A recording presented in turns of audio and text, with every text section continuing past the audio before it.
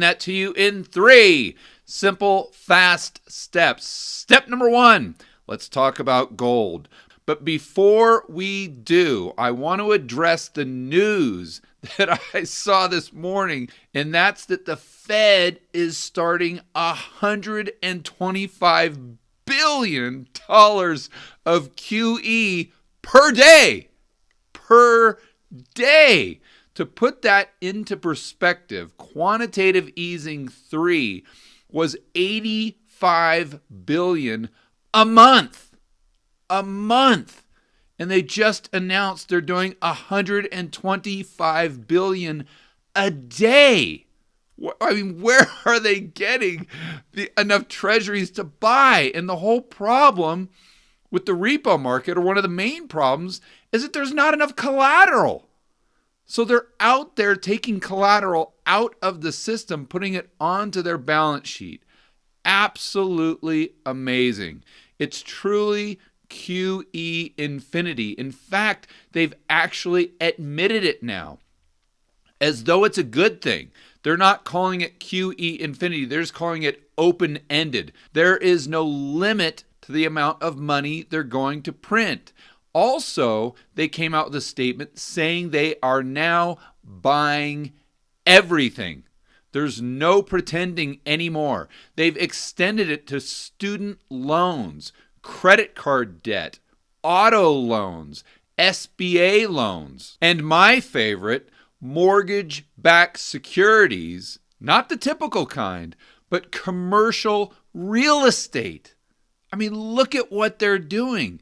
They're looking at any asset class that can possibly go down, and they're taking it off the private sector balance sheet and putting it onto their balance sheet. So no matter how much of a haircut these assets take, it's not going to matter because it's on the Fed's balance sheet. Now, I shouldn't say it's not going to matter, because there's some huge ramifications to this.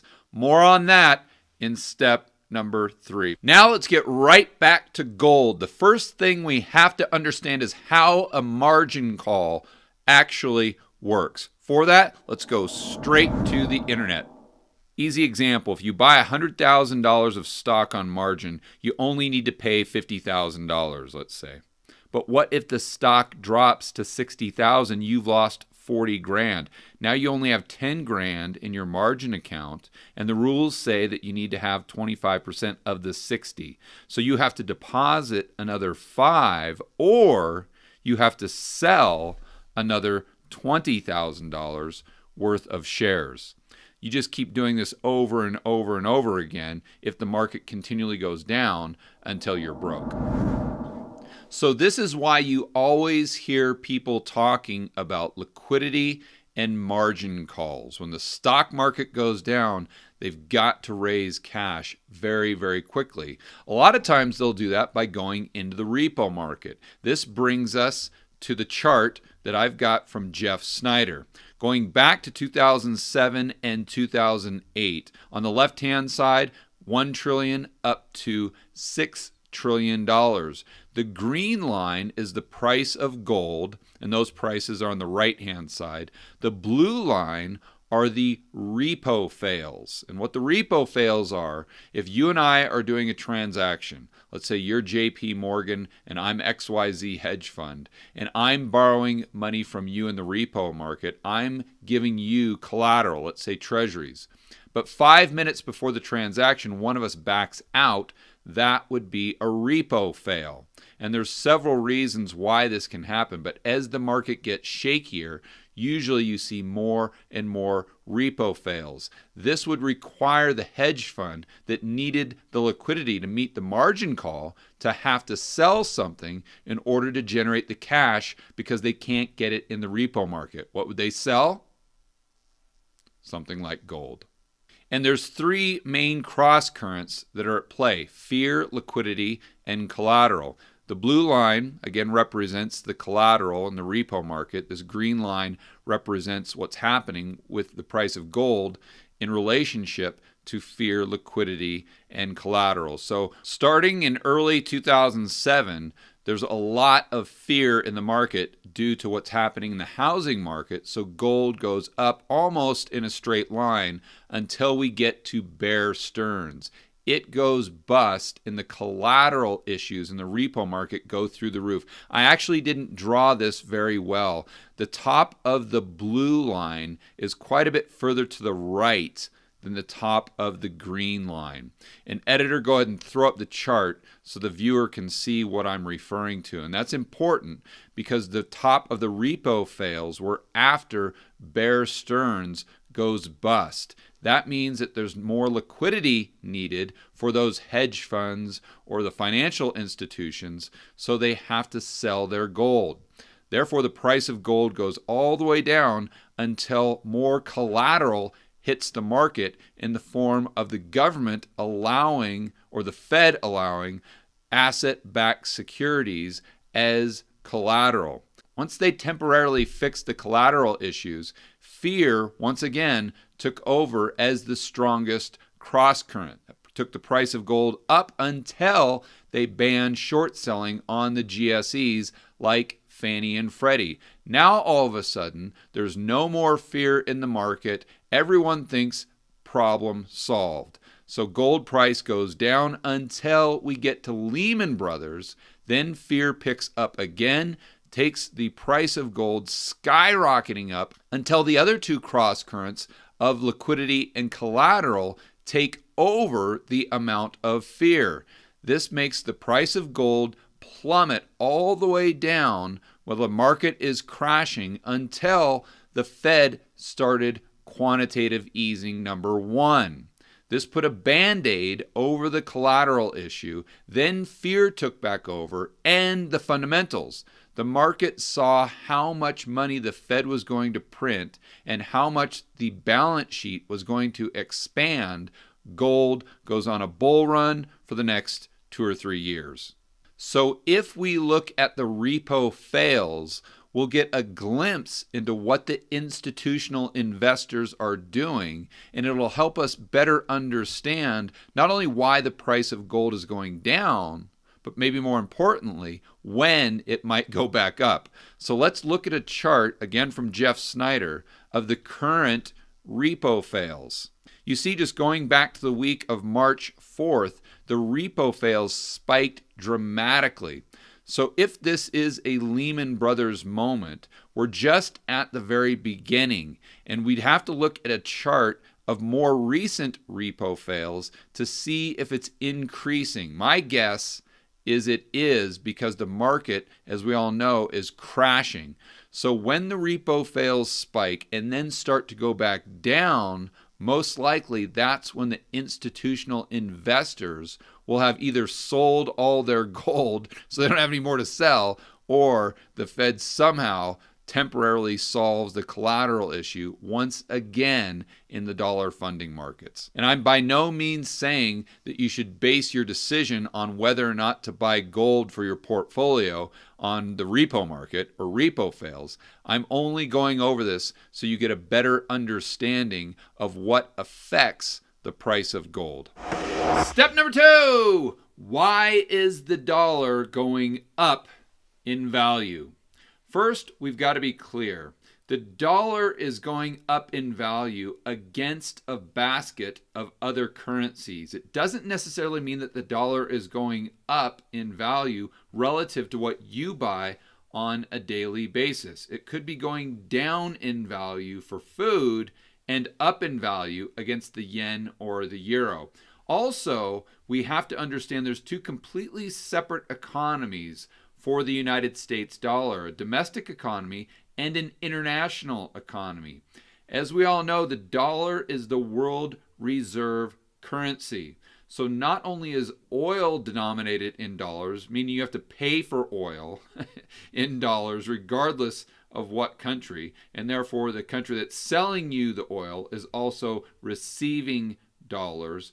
But most of the corporations outside of the United States are funded in dollars as well. So if you started a gold mine, let's say, and let's say you are a Canadian that starts a gold mine in Brazil, you would most likely borrow dollars in order to start that gold mine. So a lot of countries and entities outside of the United States borrow in dollars. This gets extreme, especially going back to 2012 through 2014 when the dollar was cheap and interest rates were zero, just like we have today. But a lot of these countries and corporations outside the US loaded up on dollar-denominated debt, even though their revenues may be in their own local currency. So what do I mean by loaded up? Let's go to some charts. This is a great chart of emerging market exposure to USD appreciation. What they mean by that is how much debt do they have in dollars that makes them susceptible to their currency losing value against the dollar. And I'll explain that a little bit more, but let's look at this chart. So Turkey had dollar-denominated debt in the amount of 13% of their GDP. As of 2017, that number was 24%. Going down to Mexico in 2008, right around 11, now 22, 23. And we can see countries like Indonesia, Saudi Arabia, Russia, South Africa, and China have a huge difference, a massive increase in the amount of dollar-denominated debt that they have relative to 2008. This chart gives us a great visual and specific numbers. Look at how it flatlines from 2000 all the way to 2003 or 4, and then just goes almost straight up to where we get to a point today where we have over $4 trillion. Keep in mind this chart's a little old, so I'm extrapolating it forward. And this is only emerging markets. So the world in total has a lot more dollar-denominated debt than you even see in this chart. And why this is a big deal, because most of this debt was taken on when the dollar was very cheap, about 70 on the DXY. Now that it's over 100, 102 as of today when we're speaking, think about what that does to the value of that debt when your revenue to pay the debt has gone down in value.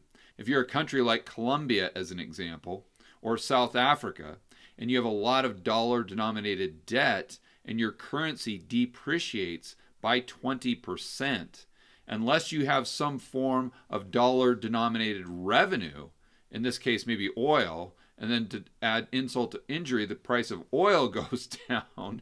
So now you have fewer dollars coming in to pay that debt. How do you make up the difference? You have to print money, but you have to print more of your currency than you would have back in 2012, 2014, because the dollar since then has appreciated. So let's just use real numbers.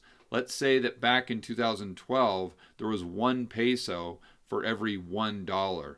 Now there's 2 pesos to every $1. So if you had $1,000 in debt, you'd have to print 2,000 pesos now instead of 1,000 pesos back in 2012, 2014. So this creates additional supply of the XYZ country currency. More supply, price goes down. Let's also remember that because of what's going on with the cerveza sickness and the whole entire world basically going into recession, if not a depression, these countries can't increase interest rates to defend their currency. So their currency comes into this doom vortex where they can't increase interest rates because that crashes the economy. But if they don't, then that lowers the value of their currency, which makes them print more currency to satisfy the dollar-denominated debt. It really gets ugly very, very fast. I want to be clear, this doesn't just happen in countries most Americans would consider third world. This just happened in Australia, where their currency took a beating. Editor, go ahead and throw up the chart against the United States dollar in a very short period of time. Why? Their economy is having significant problems. The only thing they can do is print money, but they can't increase interest rates. The important lesson here is the currency of other countries go up and down really based on the fundamentals of what's happening domestically. Where the United States dollar is unique in the sense that it doesn't always go up or down with what's happening domestically in the US economy, but maybe even more so what's happening outside of the United States.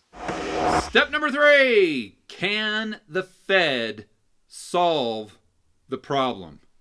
Of course, when I mean solve, I mean put a temporary band-aid over it. There's no way they can permanently solve the problem now. It's too big. The only thing that's going to fix this is a reset of the entire system. But can they at least put a band-aid on it? Well, going back to step number 1 and the news that we talked about, they're literally buying everything now. They're buying everything in the repo market, stocks, or at least they're committing to.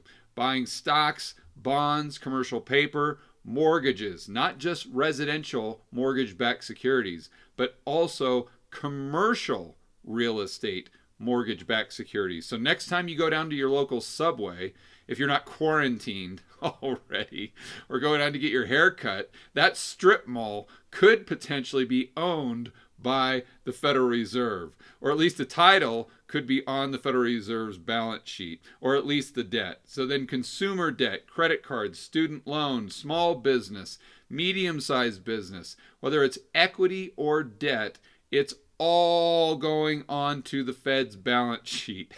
So, I mean, it's just hard to say out loud. It's so ridiculous.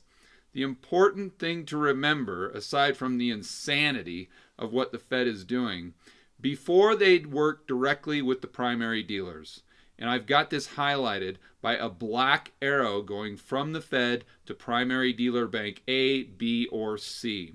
The reason this is important, if you guys haven't been watching my recent videos, is because a transaction like this doesn't create additional deposits in the real economy. Why? Because A, B, and C have accounts held with the Fed.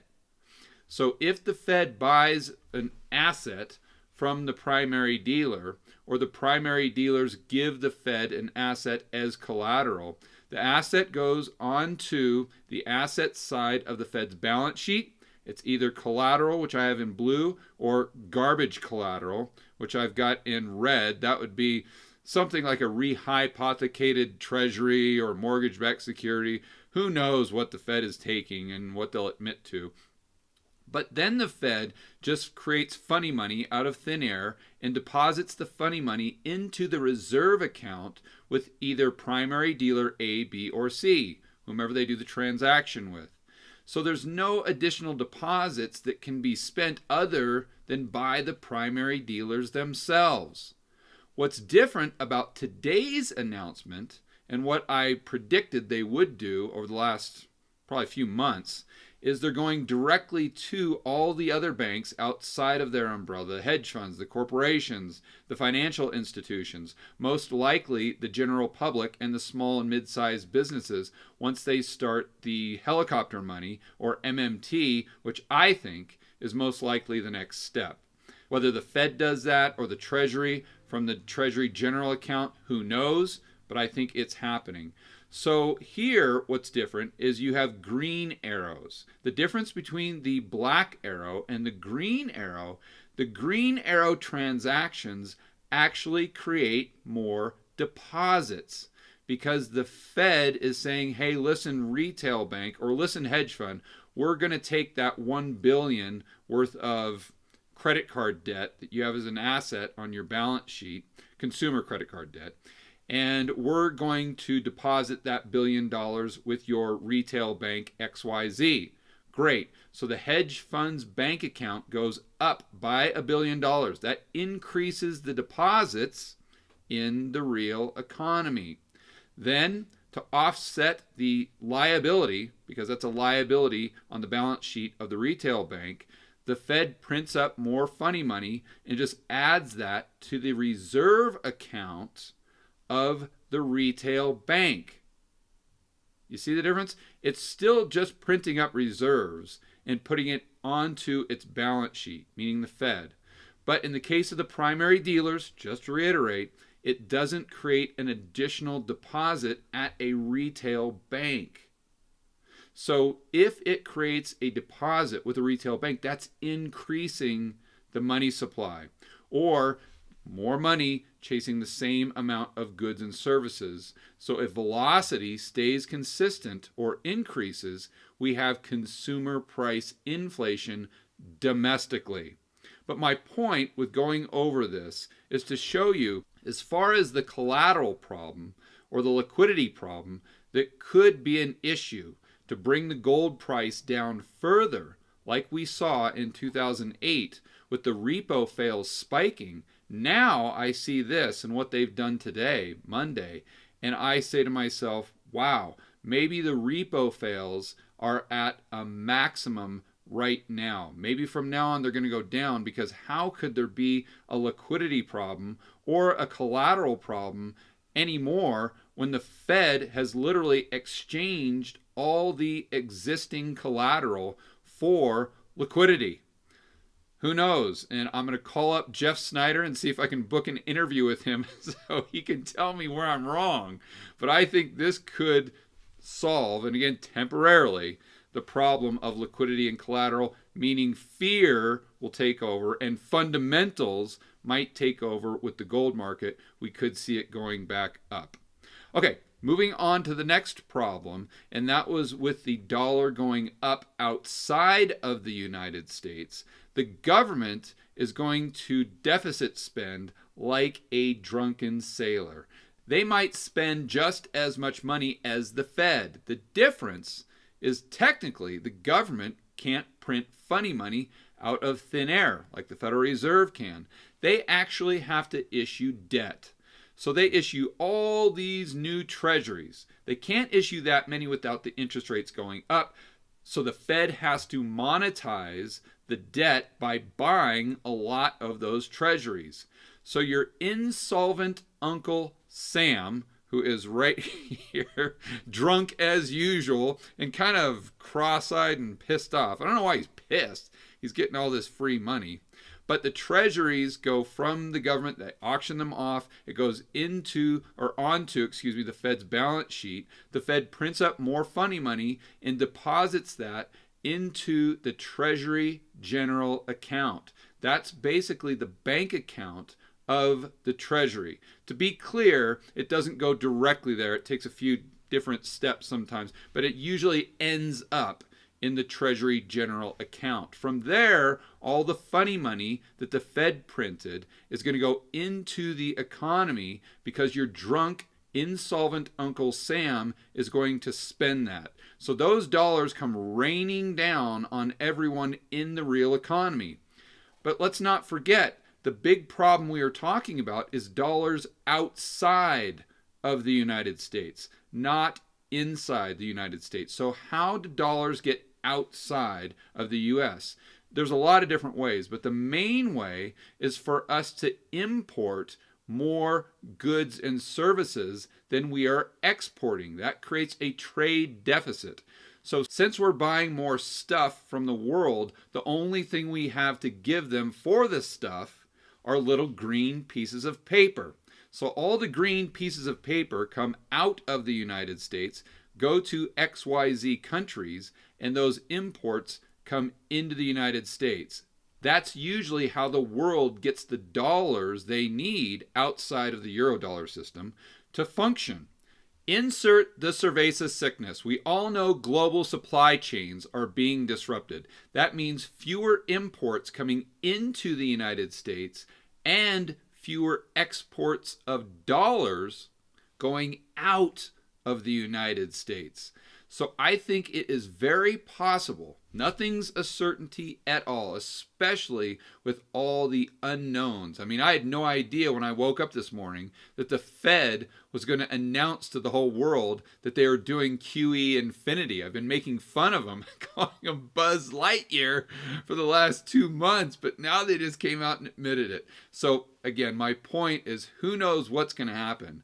But I could see a situation play out where the dollar outside of the United States goes up in value, while at the same time inflation on staple goods, all those things that we were importing from China, all the stuff at Walmart, Home Depot, Target, those items go up in price, and gold goes up in price as well. Very counterintuitive, I know, but we are living in some very strange times. So I'm not saying that's for sure going to happen. I am saying it's something that is probable, and we should all think about how that would work, what the ramifications could be, so we can make sure that we're financially prepared. For more content that'll help you build wealth and thrive in a world of out-of-control central banks and big governments, check out this playlist right here, and I will see you on the next video.